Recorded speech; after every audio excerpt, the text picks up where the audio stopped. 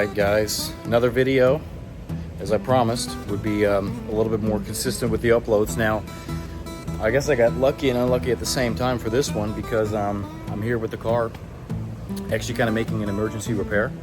As you guys know, last time we were talking about the things that were wrong with the car, right? The AC wasn't working, it was blowing warm, the power steering is leaking like crazy, and some other minor things. So I actually ended up sending the car to a shop. I've never done that before. I always did my own stuff, but I was like, okay, in this case, it might be my best interest to have the AC professionally diagnosed with tools that I don't have any access to and see what they say, because it may be worse than I thought it was, and it might be a better outcome than what I was hoping for. And the better outcome is what I got. So I don't have the paper with me because otherwise I would show you guys. But essentially, they called me and they said, well, it ain't looking that good, blah, blah, blah. So all that I was worried about was that it might have been my evaporator core, which would mean that I'd have to take out the entire dashboard. It would be a horrible, horrible job. I'd probably never even want to look at this car anymore. But thank God they called me and they said that it was, in fact, as I suspected, the compressor that needed to be replaced, because I had a pretty big leak in there. There was, in fact, no Freon at all in the system anymore when I brought the car in. And then on top of that, I need to replace the discharge hose that's going from the, well, there's basically one attachment, but two lines. One is going from the compressor to the condenser, and then the other one is going to, well, the other side of the system, right, towards the evaporator core. So that's what I need to replace. And then I need to replace one of my blend door actuators, the one on the left, because that's why the driver's side of the AC system is always blowing a little bit more hot, because it's not fully turning. Pretty common issue on these cars, actually. So that's that. They were also able to see that when it came to the power steering, instead of me having to replace the rack and pinion and the return hose that's very, very long, and then the high pressure hose, that it was only the high pressure hose that was in fact leaking. So I don't have to do the rack and pinion right now, which is awesome. I don't have to do the return hose. I just need to replace the fairly short high pressure hose, which is also common that one fails first due to the high pressure. So that's that. And then the reason why I'm here today, that's what we're going to take a look at. I'm going to show you guys some of the work that I'm doing and whatnot, is that we have to fix, with a tie wrap, I guess, the engine wiring harness that supposedly is laying on top of my passenger side axle. And I said, well, what happens then? He said, well, either it snaps and you won't be able to drive the car at all, or grout meets the wire or whatever and the car catches on fire. So the first time that I drove it after diagnosis was today, to get here as soon as I could to get that done. And the next time that we'll be here will either be to complete the other two jobs that I just mentioned, or to install my up-and-coming BC coilovers. So got some stuff that we can look forward to here. I'm gonna put the car up on a lift, take the wheels off, and kind of show you guys what's going on. And I'm also going to have a video coming out very soon that's going to be for everybody who would like to be able to change their own transmission fluid and their filter, take the pan off. I'm going to do that as like routine maintenance, just like you would an oil change, and I'm going to show you guys that too. So hope you enjoyed the video, and I'll see you guys in the next one. So my apologies, guys. It turns out that I was in fact wrong. I did bring the piece of paper. So yeah, as you guys can see, remove and replace AC compressor and the discharge hose. Oh, and the expansion valve I need to do. The power steering high pressure hose, HVAC door actuator, and the wiring loom, which is what we're going to tackle right now. So, all right, guys. So I am now taking off the wheel in the car. I have to record it like this because unfortunately I forgot to bring my tripod that I specifically bought for this. So it is what it is. But yeah, let's take off this wheel. All right, we'll loosen all of these bolts here up enough to where we can take it off.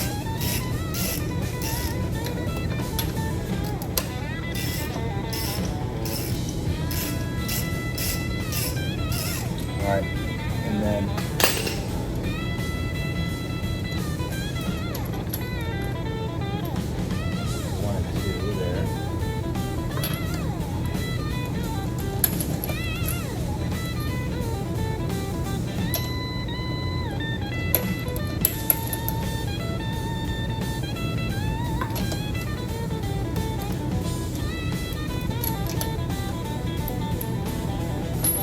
go.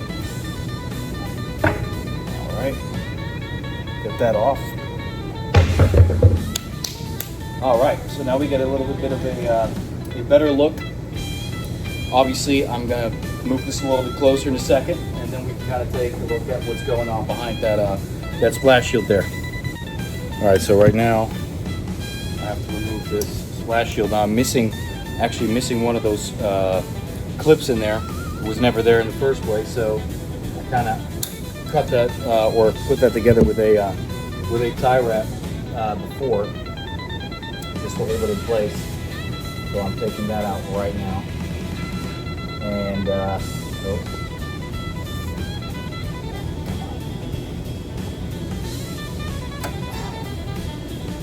this tie wrap right there.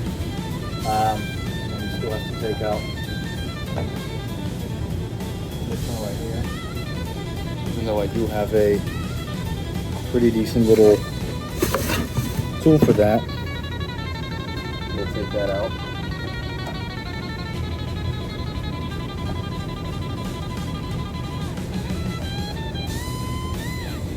There we go. That's that. Put that back where it belongs. And there we go. Oh.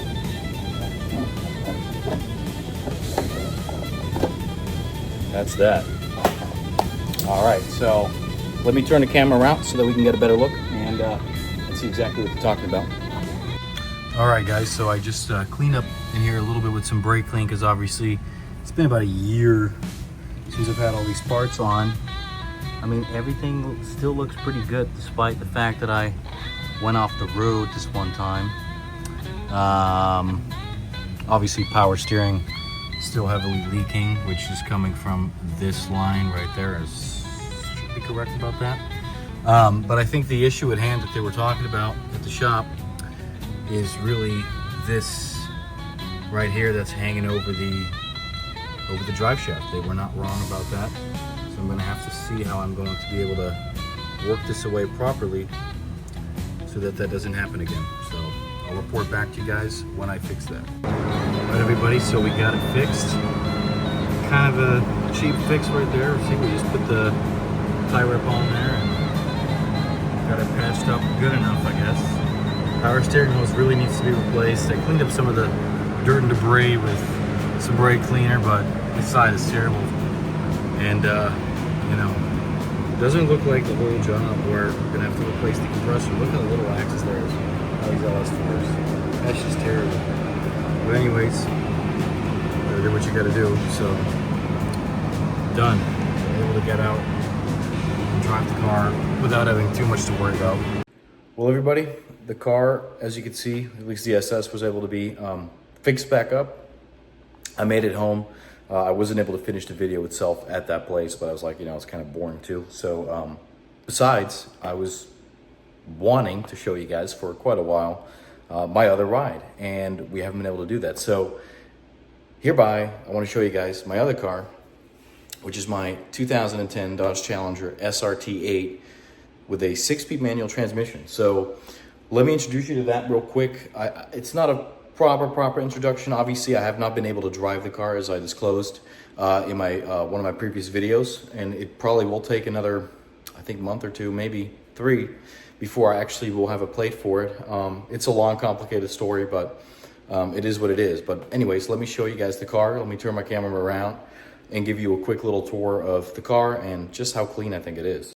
So there it is, my SRT8 Challenger. Unfortunately, I have a 1-car garage, as I told you guys, so there really isn't much room compared to my previous garage. So, you know, it's the only car really fitting in here, obviously, and then there's not really enough space on the sides to really work on the car. I just store some of my equipment in here loosely, and most of it's in the back of my SS right now, actually. But there it is. I mean, I think it's an awesome car. You know, this really was my dream car when I was a young kid. I don't know, not the most fancy thing anymore, not the most expensive thing anymore, but that doesn't matter because it's just a fun car. And of course, on the very first day of owning it, I had to damage the mirror there because it had a black wrap on it. Still does over here. I took it off and I damaged it, and I damaged even more right over here in the back there. So that's pretty stupid. Let's take a look at the rear of the car here again. My cats are in the garage and there's limited space over here. Oh, I can actually look at that. So there we go. The rear of my car. Obviously no plate. And then we can see that it has the Borla custom exhaust right there. Already installed. It's on a battery tender right now. Then if we open up the trunk here, the exterior is a little bit dirty because I haven't really properly washed it before I started storing it. But let me turn on my flash and show you guys just how clean and nice it is in here. So yeah, as I said, pretty clean here in the trunk. Obviously there ain't that much to see except my disc golf discs right there. Very big trunk. If you take a good look at it, I don't want to drop it too much on these wires here, but actually the video doesn't do it justice. But yeah, the Challenger, especially for the people that drove one or have one or whatnot, very big trunk for a coupe. Much bigger than the Camaro 2SS 2018 that I wanted to get before I found this. So yeah, that's pretty good. Now let me show you guys the underneath of the car real quick from the back side here. So here's the underneath of the car. Now it does have a tow hitch, which I find to be kind of gay, so I need to take that out. And there we go. There's the undercarriage right here. As you can see from the Borla system, it has the mid mufflers only. It doesn't have any rear mufflers or whatnot. It just has those mid mufflers there. No resonators. And then the car itself, it's a little bit, I don't know, it's just kind of dusty, I guess, underneath. I'd almost say sometimes that my SS is almost slightly cleaner underneath, because this car, I know, has spent a little bit of time, there's my cat, has spent a little bit of time in Colorado for like a year or two, and it spent most of its life in North Carolina. And then it also spent about 6 months of its life in Chicago, as far as I'm concerned. So, you know, it probably saw a little bit of salt, but it's not that bad. It's really good, honestly. But yeah, let me show you guys the other side of the underneath, then the interior, and then of course, as I'm sure many want to see, the engine bay. Then here we have the wheel. We get these 4-piston Brembo calipers right there. Alcoa forged rims. Pretty cool. And really quick to touch on that caliper. I am planning on getting these calipers redone in the future. I actually had an appointment today at this place called Engine Armor Coatings, I believe it is.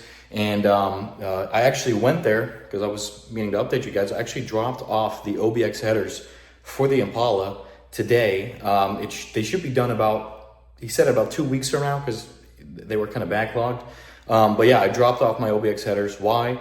If you don't do this, right, if you buy the Doug Thoroughly ones or even other just expensive headers for other cars in general, sometimes they come with a ceramic coating from the factory.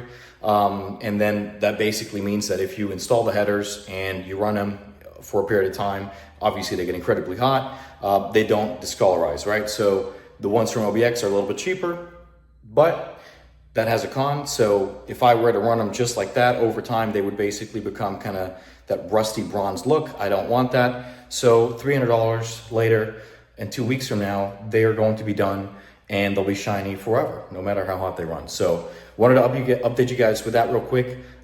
Let's look at the midsection of the car and the front section of the car from underneath real quick. All right, guys, so there we go. It's kind of hard to film. It's a pretty low ride, but here we go. So there we go. That's the rest of the exhaust going up there towards the catalytic converter. Again, there is not much to see from here, but yeah, looks pretty clean underneath. And then up front, we have another Brembo caliper. This one has already, I mean, the paint's not off, but it doesn't shine anymore either. So I don't like that about it, but they said that that's pretty normal. But yeah, again, everything looks pretty clean on here. So let me show you guys the interior. So as we move on to the interior, one thing that I find funny, that I notice is that, you know, it's got this, you can see just how much more of a premium car it is than the SS, despite being basically from the same year, right? I mean, they started making these with an automatic transmission in 2008. So anyways, when I close the door, it automatically raises that window. So it makes me feel like I just went from a Camry to a Rolls Royce. But the other great thing is that everything works. You know, every single button works. The leather's nice. It smells really good inside. It's got these nice WeatherTech floor mats, and it's got these, I mean, kind of like the SS in the headrest. You know, we got the SRT on the seats there. Much better seats than the SS. It is just a completely different type of car. No hate. And of course, we get the 3 pedals here, right? The clutch, boom. I mean, that just makes everything that much more fun in terms of the driver's experience. We can see there the vehicle has now almost 60,000 miles. A little bit more than I wanted, but then again, I really could not pass up on this car. It was a really good deal. And also, as you guys know, with me being fairly new to the country, the reason that I honestly got this car is because I wanted to have a first-time car loan to build my credit history with an installment loan. And I put about $8 grand down on the car when I got it, and I financed the remainder, which was just the amount that was recommended to me to build enough credit history. So all in all, I kind of killed 2 birds with 1 stone. And yeah, that's it really as far as the interior. That we got a little Challenger SRT badge right there. We got the glove compartment here with everything there. Obviously that's my title registration, but we got the original books. Like, it really has everything. It's a really good example. And then there we got the back seat and everything. We got the sunroof in here. That also works, unlike with the SS. And yeah, and of course we have the 6-speed manual. So there you go, guys. That's my SRT8 right there. Now, as of right now, with this car, since I'm not able to fully, I mean, I could drive it around the neighborhood, and I surely will for you guys one of these days, to also show it to you guys in better lighting during the day and whatnot. But yeah, I can't really drive it in public. I can't really do anything crazy with it, unfortunately. But sooner than later, I will. And so, have I planned on doing anything to this car? Well, yeah. I mean, the first thing that I really would like to do to this car, because it honestly has quite a bit of power, as I've already been able to verify and test, is I think I'm going to get the long tube headers for this car, because they sound incredible. And I don't know, it's not loud enough. I think my SS is in fact a little bit louder than this. So that's obviously not okay. So that's one of the first things that I'm going to be doing to this car, as well as an E85 kit, just because I know how much fun it is to drive on that, even with my other car. Other modifications that I've thought about making to this car is obviously a bigger camshaft, because, I mean, that's just an easy way to pick up some power in this vehicle. I've thought about potentially a Pro Charger, but then again, I don't know what I will buy after this, because this is kind of, as I said, a tactical purchase where I technically was planning on spending more money, but then thinking about everything else considered, and also knowing that technically, you know, this car was actually my childhood dream car, because I really love this body style. In fact, my all-time favorite car would probably be a 1970 Plymouth Hemi Cuda. Now, I cannot afford that, but this is pretty damn close to that in terms of looks. It has AC, it has obviously much better suspension and whatnot, so I'm very happy with it. Now, talking about suspension, that's another thing that I've seen a lot for sale for this particular car. I will tell you guys, it already drives really good. Like, it has clearly a much more sophisticated and refined suspension than the SS would ever have, even though I upgraded that. Again, we can't fully judge until we have the coilovers installed in the car. But for the Challenger, yeah, it rides really comfortable, really good. And, you know, they have some lowering springs for the car. They have, you know, your sway bars, front and rear, and some other cool stuff. So that's probably also something that I'm going to be purchasing. Now, as for the final part of the video here, showing off my new SRT8, look at that engine bay. I mean, you could eat off of this. I don't know if the video is doing it justice. I mean, there's a slight bit of dust from it just sitting in my garage for quite a while, and I drive it every now and then throughout the neighborhood just to get the oil going through the block, warming it up and whatnot, making sure the AC still is running every now and then. But yeah, it's really, really clean in here. It obviously already has a cold air intake put on by the previous owner. I'm not sure, you know, what cold air intake this is by any means. But yeah, it's got that here. This is all, I mean, this looks brand new, like it was just installed. It might be, I don't know. You can see the rest of the block over there a little bit. Very clean there. Of course, I really like the look of the intake. But yeah, it really does kind of look and feel like a bit of a show car almost in here. And I'm super happy that I was able to get such a good deal on a car that is actually in such a good shape. Well, all right, guys, that'll wrap up today's video. I hope you enjoyed it. If you did, make sure that you subscribe to the channel and that you like the video. If you have any questions, any comments, positive or negative, leave them right down below. And then on an ending note, I have been thinking, because obviously the closer I get to being able to drive this car, the more I'll be able to do to that car right there. And then of course I got my Honda as well, so that'll get me around town. But I have really been considering doing something to my SS that I'm not sure if it's ever been done. I think it's been done before, but it's not very popular, is to rear wheel drive manual swap my Impala. I don't know exactly how much it's gonna cost. I think it might probably be in the $20,000, $30,000 range. I don't know, maybe that's too much. Let me know what you guys think, or if anyone has experience with it, what do you think it will run me if I were to do that? But that's something that I really have been thinking about doing. Why? Because it would be reasonably doable price-wise instead of buying yet another vehicle, right? Something unique. And you know, I think with an eye on the future, you know, aftermarket support for that car is going to go away. Selling the car ain't going to make a lot of sense based on the fact that I put way too much money in it already, and nobody's going to want to pay for that. So that's just something that I've been thinking about lately, that I've been kind of researching also online and whatnot, and seeing what I can do and what I can't do. So let me know what you guys think about that. And with that being said, thank you for watching the video, and I hope to catch you in the next one.